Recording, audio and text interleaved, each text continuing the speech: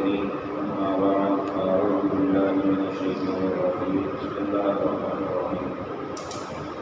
هو الذي يصوركم في الأرحام كيف يشاء لا إله إلا هو العزيز الحكيم هو الذي أنزل عليك الكتاب منه آيات محكمات هن أم الكتاب وأخر متشابهات صدق اللہ العظیم۔ یہ سبق سورہ آل عمران کی آیت نمبر 6 اور آیت نمبر 7 کے کچھ حصے پر مشتمل ہے۔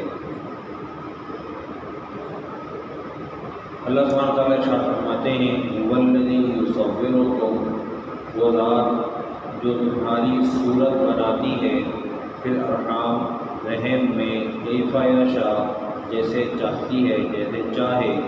لا الہ نہیں کوئی معبود الا ہو سوائے اس ذات کے، العزیز زبردست، الحکیم حکمت والا۔ هو الذی، وہ ذات جس نے نازل کیا علیک الکتاب، نازل کیا اس نے کتاب کو، علیک آپ پر، علیک الکتاب آپ پر کتاب کو، منہ آیات محکمات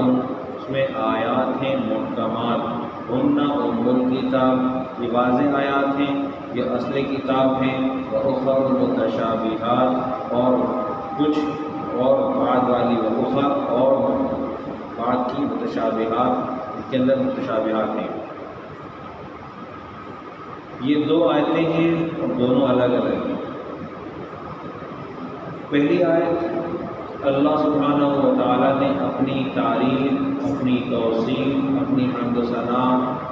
کے ساتھ بیان فرمائی ہے۔ اس میں ارشاد فرمایا کہ وہ ذات اس جگہ پر تمہاری پیدائش کا عمل وجود میں آتا ہے اور تم بے اختیار ہوتے ہو، تو وہاں کارساز اللہ وحدہ لا شریک ہوتے ہیں۔ تمہیں کوئی اختیار نہیں ہے کہ تم اپنے لیے کالا رنگ، گورا رنگ، بڑی ناک، چھوٹی ناک، خوبصورت آنکھ، بدصورت آنکھ، بھوری آنکھ، نیلی آنکھ، ہری آنکھ، سفید آنکھ، تم کچھ پسند نہیں کر سکتے۔ تم اس جگہ پر نہایت محتاج ہو۔ هو الذی خلقکم من تراب ثم من نطفۃ ثم من علقہ، وہ اللہ اس نے تم کو مٹی سے پیدا فرمایا، پھر اللہ تعالیٰ نے تم کو ایک لوتھڑا بنایا،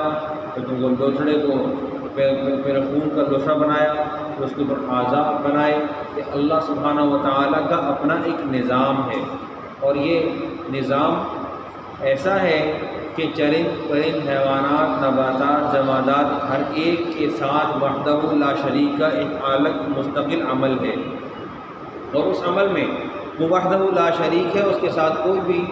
شراکت دار ہرگز نہیں ہے اور نہ ہی ہو سکتا ہے۔ اس نے آدم علیہ السلام کو پیدا فرمایا، تب بھی وہ تنہا تھا۔ آدم علیہ السلام سے حوا کو پیدا فرمایا، تب بھی وہ تنہا تھا، اور آدم اور حوا کو ملا کر بہت ساری خلقت پیدا فرمائی، اور وہ نہ تھکا اور نہ تھکے گا۔ لا تأخذہ سنۃ ولا نوم، نہ اس کو نیند آتی ہے نہ اسی اونگ آتی۔ پھر ارشاد فرمایا کہ وہ غالب ہے، حکمت والا ہے، ظاہر ہے کہ وہ حکیم ہے، تبھی تو وہ کائنات چل رہی ہے۔ پھر ارشاد فرمایا هو الذی انزل علیک الکتاب، وہ ذات ہے جس نے آپ کے اوپر کتاب نازل فرمائی، اور اس کتاب کے اندر کچھ آیات محکمات ہیں۔ آیات محکمات کا معنی یہ ہے کہ بالکل واضح احکامات ہیں، جیسے نماز کا حکم، پردے کا حکم، روزے کا حکم۔ عملاً احکامات دستیاب ہیں، اور ان میں کسی قسم کا کوئی تردد، شک و شبہ، تفصیل کی ضرورت انسان کو نہیں ہے۔ ترجمہ کھولے، پڑھے، سمجھ لے، آگے چل پڑے۔ ایک تو دوسری چیز، ہن ام الکتاب، یہ اصل اصول بھی ہیں، اور اخر متشابہات، اور جو متشابہات ہیں وہ الگ ہیں۔ مثال کے طور پہ اللہ سبحانہ و تعالیٰ کی کیفیت عرش استوا، عرش پر استوا کی کیفیت کوئی نہیں جانتا۔ حروف مقطعات الف لام میم، اللہ لا الہ الا هو الحی القیوم، اور الف لام میم کی تشریح کوئی نہیں جانتا۔ الف لام را تشریح کوئی نہیں جانتا، قاف نہیں پتہ، صاد نہیں پتہ، الف لام میم را نہیں پتہ، کاف ہا یا عین صاد نہیں پتہ، یہ حروف مقطعات کہلاتے ہیں، اور اس کے بارے میں تفاسیر کے اندر لکھ دیا جاتا ہے لا یعلم بمرادہ الا اللہ، اللہ تعالیٰ کے علاوہ اس کی مراد کوئی نہیں جانتا، اس کی مراد کی تعین حق تعالیٰ کی ذمہ داری ہے، ہماری نہیں ہے۔ اس کے بارے میں تفاسیر کا کھولنا اور اس کے اندر میں متشابہات کی تلاش کرنا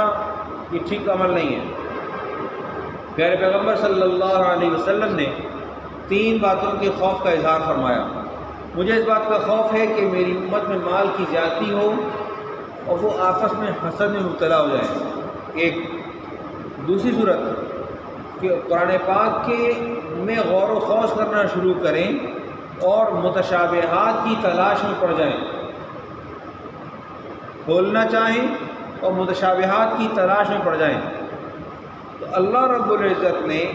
اپنے حبیب محمد صلی اللہ علیہ وسلم کو بھی اپنے ادراک کے مطابق کہ جتنا ان کا ادراک تھا اتنا علم عطا فرمایا، اور قرآن پاک نے جس جگہ پر اس بات کی ضرورت نہیں تھی کہ ان آیات کا اظہار کیا جائے، اللہ سبحانہ و تعالیٰ نے پیارے پیغمبر صلی اللہ علیہ وسلم کی لسان اقدس پر بھی ان کو جاری نہیں فرمایا، بلکہ وہ اللہ اور اس کے نبی محمد صلی اللہ علیہ وسلم کے درمیان راز ہیں، اور یہ ہمارا عقیدہ ہے۔ نبی علیہ السلام نے الف لام میم کی تشریح نہیں فرمائی، یہاں قرآن پاک بھی خاموش، احادیث بھی خاموش، کیفیت استواء علی العرش قرآن پاک بھی خاموش اور نبی علیہ السلام بھی خاموش، بات ختم ہو گئی۔ وفد نجران آیا، نصارہ کا وفد تھا، نجران تھا، وہ لوگ آئے اور ان لوگوں نے آ کر نبی علیہ السلام سے مذہبی گفتگو کی۔ پیارے پیغمبر صلی اللہ علیہ وسلم نے توحید کو ثابت فرمایا، ظاہر ہے کہ آپ نبی تھے، آپ کی ذمہ داری ہی توحید کی نشر و اشاعت تھی، تو پیارے پیغمبر صلی اللہ علیہ وسلم نے توحید کی نشر و اشاعت میں کوئی کسر نہیں چھوڑی۔ جب توحید کو ثابت فرما دیا تو عقیدہ تثلیث اور عیسیٰ علیہ السلام کی ابنیت کہ وہ بیٹے ہیں یہ خود بخود باطل ہو گیا۔ جب توحید ثابت ہوگی تو عقیدہ تثلیث بھی باطل ہوگا،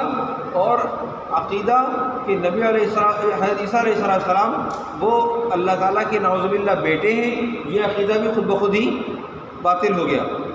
ان لوگوں نے نبی علیہ السلام کے سامنے قرآن پاک کی آیت، اس میں اللہ تعالیٰ نے ارشاد فرمایا ہے کہ عیسیٰ روح من یا کلمۃ اللہ ہے، ان کو پکڑ لیا، جبکہ قرآن پاک میں اللہ سبحانہ و تعالیٰ نے وضاحت کے ساتھ مل مسیح ابن مریم الا رسول قد خلت من قبلہ الرسل وامہ صدیقہ کہہ دیا تھا۔ اللہ تعالیٰ نے کہہ دیا تھا لقد کفر الذین قالوا ان اللہ ثالث ثلاثہ، قرآن پاک میں اللہ تعالیٰ نے کہہ دیا تھا لقد کفر الذین قالوا انما المسیح عیسی ابن مریم۔ جب آیات واضح طور پر موجود ہیں کہ عیسیٰ ابن مریم وہ صرف اور صرف ایک اللہ سبحانہ و تعالیٰ کے لیے بالکل ایسے ہی ہیں، ان مثل عیسیٰ کمثل آدم خلقہ من تراب ثم قال له کن فیکون، اور اب کلمۃ من یا کلمۃ اللہ کی تشریح وہ صرف اور صرف ایک اللہ تعالیٰ کا ایک کلمہ کن اس کا نتیجہ ہے، بس اس سے آگے بات نہیں ہو سکتی۔ ان لوگوں نے ان آیات کی جستجو کرنی شروع کی جو کہ متشابہات میں سے ہیں، کلمۃ اللہ اور روح من، جبکہ ان کے بارے میں واضح الفاظ موجود ہیں مل مسیح ابن مریم الا رسول، واضح الفاظ موجود ہیں۔ تو جب محکم موجود ہے تو متشابہ کے پیچھے بھاگنا اپنے آپ کو کسی سراب کے پیچھے دوڑانے کے برابر ہے۔ جن آیات پر اللہ سبحانہ و تعالیٰ نے خود پردہ رکھا ہے ان پردوں کو اچھالنے یا اٹھانے کی کوشش کرنا اللہ رب العزت کے علم محیط کے اندر یا اللہ رب العزت کے معاملات میں دخل اندازی کرنے کے مترادف ہے۔ اللہ رب العزت سے دعا ہے اللہ سبحانہ و تعالیٰ آیات محکمات کو سمجھنے اور ان پر عمل کرنے کی توفیق عطا فرمائے، اور متشابہات سے بچنے کی توفیق عطا فرمائے، تاکہ عقیدہ صحیح سالم اللہ رب العزت کے حضور میں لے کر ہم حاضر ہو سکیں۔ وآخر دعوانا الحمد للہ رب العالمین۔